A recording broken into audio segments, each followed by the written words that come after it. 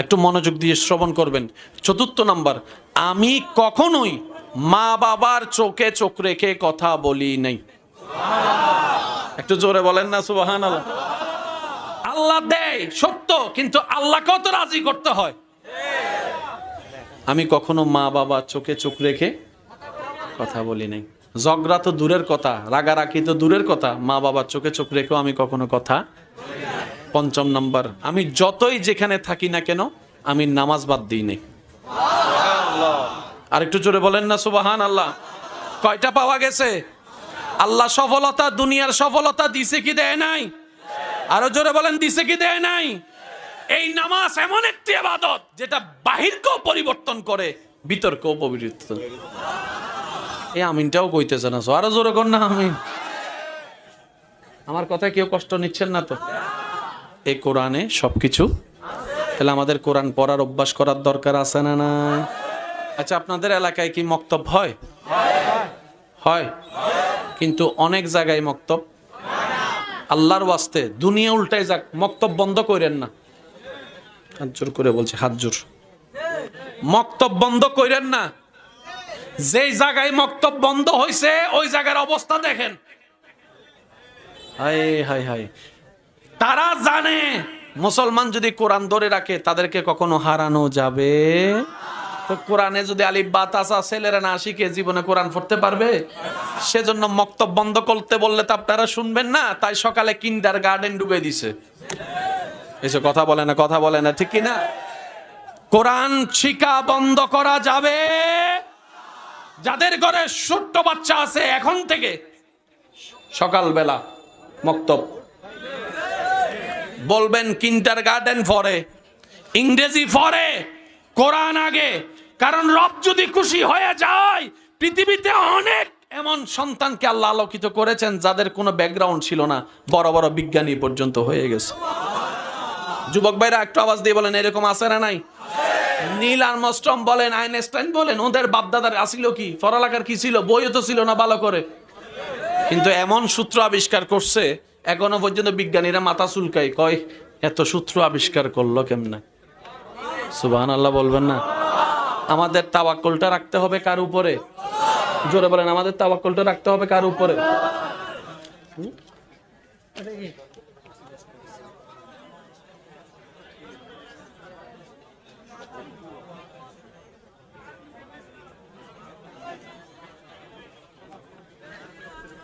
একবার বলেন ইন্না লিল্লাহি।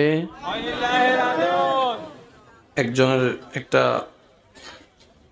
ছোট্ট মেয়ে 3 দিনের মারা গিয়েছে। এই মেয়ের মা বাবা যারা আছেন তাদেরকে আমার পক্ষ থেকে মোবারকবাদ, সেলুট। কারণ আপনাদের জান্নাতে যাওয়ার গ্যারান্টিটা অনেকটাই পাক্কা হয়ে গেছে। তো জোরে বলেন না সুবহানাল্লাহ। আর একটু জোরে বলবেন না সুবহানাল্লাহ। আর কোনো কষ্ট মনে বলেন না, আর কোনো কষ্ট মনে? একটা ছোট্ট অনুরোধ করি, ভালোবাসা আবদারটুকু রাখবেন তো ইনশাল্লাহ? আমার বেশিরভাগ ভাইয়েরা যারা 5 ওয়াক্ত নামাজ পড়েন, অন্তর থেকে সেলুট জানাচ্ছি। যারা 5 ওয়াক্তের সাথে কোনো সম্পর্ক করতে পারেন নাই, শুধু শুক্রবারে, আমার হুজুরও কয় তাও আপনারা একটু 5 ওয়াক্ত আমি আপনার কাছে চাবো না, ডেলি 1 ওয়াক্ত পড়তে পারবেন ইনশাল্লাহ? জোরে বলেন না, 1 ওয়াক্ত পারবেন ইনশাল্লাহ? তো ফজরের ওয়াক্ত আপনার থেকে আমি চাচ্ছি না, আমি চাচ্ছি আসরের ওয়াক্ত। কারণ আসরের ওয়াক্তে আগে কোনো ঘুমও নাই, ঠান্ডার কোনো টেনশনও নাই। আমি চাইতেছি 1 ওয়াক্ত পারবেন ইনশাল্লাহ? একটু জোরে বলেন, 5 ওয়াক্ত না 1 ওয়াক্ত পারবেন তো ইনশাল্লাহ? আসরের ওয়াক্ত পড়ার চেষ্টা করবেন। কারণ আমার ঈমান বলে আসরের ওয়াক্ত পড়তে পড়তে একদিন হয়তো মাগরিব পড়াও শুরু করে দিবেন। সুবহানাল্লাহ বলেন না?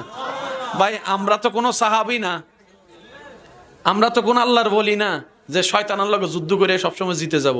আমরা অল্প অল্প করে আগাইতে হবে। ভাই একটু জোরে বলেন না, ঠিক কিনা? আমরা যদি বলি 5 ওয়াক্ত এখন পর, হয়তো একদিন পড়বে, আর দ্বিতীয় দিন তারে খুঁজে পাওয়া। 1 ওয়াক্ত থেকে শুরু করেন, আল্লাহ 2 ওয়াক্তে পৌঁছায় দিবে। 2 ওয়াক্ত একদিন 3 ওয়াক্ত, 3 ওয়াক্ত একদিন 5 ওয়াক্ত। আল্লাহ চাহে তো যে এক সময় নামাজ পড়তো না, সেও মাঝে মধ্যে গভীর রাতে তাহাজ্জুদের নামাজের জন্য দাঁড়ায় যাবে। সুবহান। এরকম প্রমাণ আছে না নাই? আর একটু চিল্লাই বলেন আছে না নাই? একদিনে ভালো হওয়া যায়।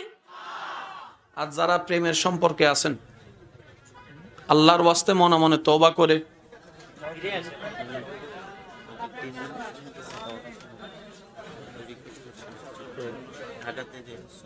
কাগজ দাও না 14, 15, 16 মনোযোগ আছে আপনাদের? আমারও যাওয়ার সময় হয়েছে, আপনাদেরও কষ্ট হচ্ছে, আমি বুঝতে পারছি। আল্লাহর ওয়াস্তে আপনারা সবাই মনোযোগ দিয়ে বসেন। আল্লাহ আমাদের এই মহাব্বতকে কবুল করুক, আমিন। একটু জোরে বলেন না আমিন। যারা তাহাজ্জুদের নামাজ পড়েন মোবারকবাদ, যারা পড়েন না আমি অনুরোধ করব জীবন একবার হলো পড়ার জন্য। আমি অনুরোধ করছি জীবন একবার হলো তাহাজ্জুদ পড়বেন। কেউ নাই, শুধু আপনি আর আপনার আল্লাহ। সুবহানাল্লাহ বলেন না? আর প্রেম করার মজা কিন্তু একাকী, কথা কয় না। আপনি যাই নামাজটা বিছাইয়া রাতে হালকা ডিম লাইটের মধ্যে আপনি সিজদায় পড়ে থাকেন না, তখন আপনার মনে হবে আপনি আর জমিনে নাই, রবের দরবারে চলে গেছে। তখন দেখবেন আপনার এখানে খুব হাহাকার লাগবে, হাহাকার মানে কিছু নাই হাহাকার লাগবে। যখন আপনার হাহাকার লাগবে হৃদয় ফেটে কান্না আসবে, ওই কান্নার পানিটা যাই নামাজে পড়বে। এই পানিটা এমন পাওয়ার, যে পানিটা জাহান্নামের আগুনকে পর্যন্ত নিভাই দিতে পারে। সুবহানাল্লাহ। যার কিডনির প্রবলেমের কারণে রক্ত বারবার পাল্টানো লাগে, তাকে জিজ্ঞেস করেন ডায়ালিসিস করা কত কষ্ট। যার হার্টে রিং পরা লেগেছে, ওপেন হার্ট সার্জারি করে, তাকে জিজ্ঞেস করেন এই জীবনটা কত কষ্ট। যার হাঁপানি প্রবলেম আছে, তাকে জিজ্ঞেস করেন নিঃশ্বাসের এক একটা গুরুত্ব। আল্লাহ তাআলা আমাদের 24টা ঘন্টায়, মনোযোগ, আল্লাহ তাআলা আমাদের 24টা ঘন্টায় প্রতিটা সেকেন্ডে এমন ভাবে দয়া করে যাচ্ছেন, যারা মানে তাদেরকেও দয়া করছেন, যারা মানে না তাদেরকেও দয়া করছেন, যারা নামাজ পড়ে তাদেরকেও দয়া করছেন, যারা নামাজ পড়ে না তাদেরকেও দয়া করছেন। কেন? আল্লাহ পাক বলে যে আনার রহমান। মেয়েদের কষ্ট কেউ বুঝে, পুরুষের কষ্টও কেউ বুঝে, এক কথায় কেউ কারো কষ্ট বুঝে না। কষ্ট বুঝে শুধু বান্দার কষ্ট বুঝে আল্লাহ, উম্মতের কষ্ট বুঝে নবী রাহমাতুল লিল আলামিন। আর কেউ নাই আপন, সবগুলো অভিনয়। I love you too. ও নদী তুমি এত পরিষ্কার কেন? তোমার পানি দিয়ে যে ওযু করা যায়, বলে হুজুরেরা এত পরিষ্কার কেন? ময়লা নেওয়ার পরও বলে যে সাগর দাদা আসে, টাইমে টাইমে সাগর দাদা জোয়ার হইয়া আসে, বাড়া হইয়া সব। যদি এই প্রসেসিংটা না থাকতো, কেউ আপনি আমি আজকে স্বাভাবিক নিঃশ্বাস নেওয়ার সুযোগ পেতাম না। দুর্গন্ধায় নাক বন্ধ করে রাখা লাগতো, এবার চাঁদপুরবাসী এক জায়গায় বসে ভাবে, এতগুলা মানুষের এতগুলা ময়লা এই খালে হজম করে তো করে কিভাবে, নদী হজম করে তো করে কিভাবে, সাগর হজম করে তো করে কিভাবে।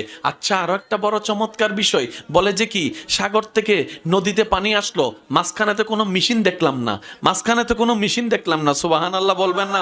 মাঝখানে কোনো ঢেউ নেওয়ালা কোনো মেশিন দেখলাম না, নদী থেকে খালি আসলো জোয়ার হয়ে, কোনো মেশিন দেখলাম না। এটা কিভাবে হয়? তখন বিজ্ঞানের ছায়া তলে জানতে পারলো আমার ভাই, সেই জোয়ার বাটা নির্ভর করে চাঁদের উপরে। সুবহানাল্লাহ।